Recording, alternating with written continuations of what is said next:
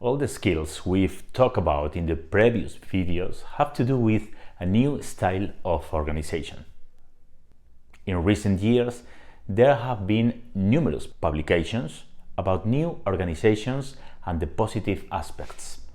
These are purpose-driven organizations in which the purpose evolutionarily evolves. Employees don't put a mask on when going to work. Self-management is how the organization is controlled, with no need for hierarchy. This is called teal organizations. In the book Reinventing Organizations, Frederick Laloux first introduced the evolutionary teal organization, in short, teal organization.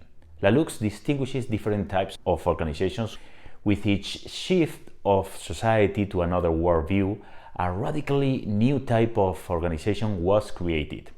Be aware that this is not a maturity model for organizations. There was, is, and will always be a mixture of them.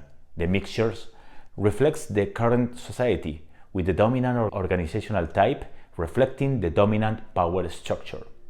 Let's see 5 types of companies depending on the level of evolutions. Red. The metaphor is wolf pack.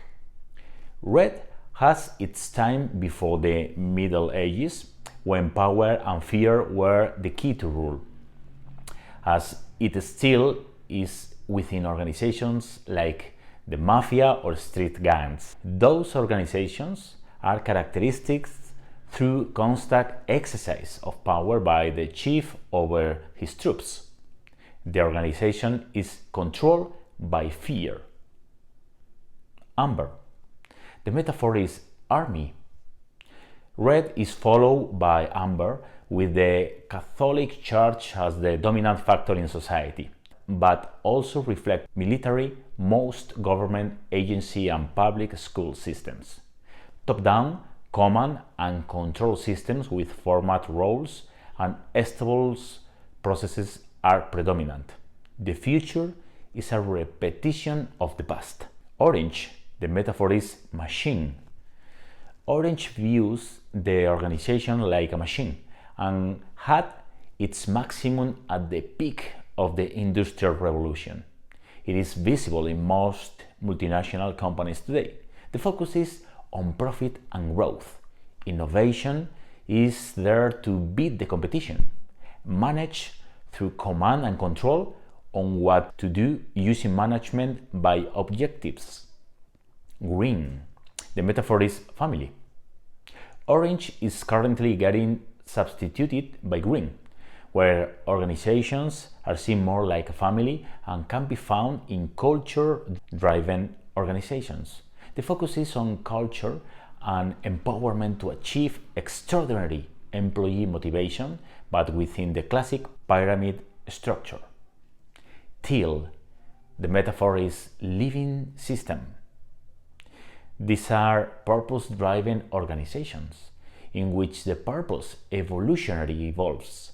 Employees don't put a mask on when going to work.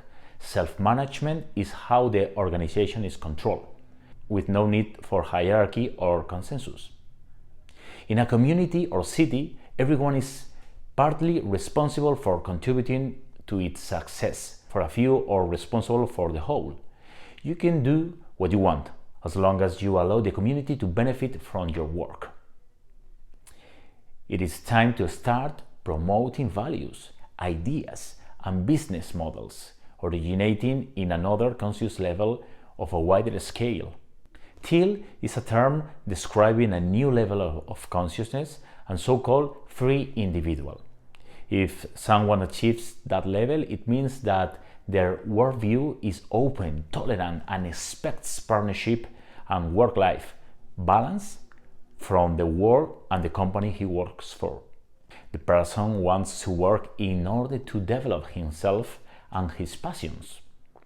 He or she wants to be flexible, get to know various tasks, and exchange them with other people. It is not about money, but personal fulfillment, honesty, and authenticity. When you combine different personality types, knowledge of coaching, neurobiology, and other fields, it can change how you understand others and communicate. Imagine a world where a lot of tension is gone thanks to us being able to see more and experience more, where people can support each other, their business and companies, where change is made in a more meaningful way.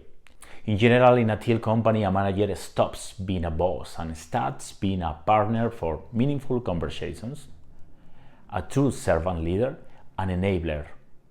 We tend to think that in such a paradigm, more people will be changing jobs, not because of money or fancy office, but because their workplace is no longer congruent with the way they want to build their career, or does not support the values that they live by.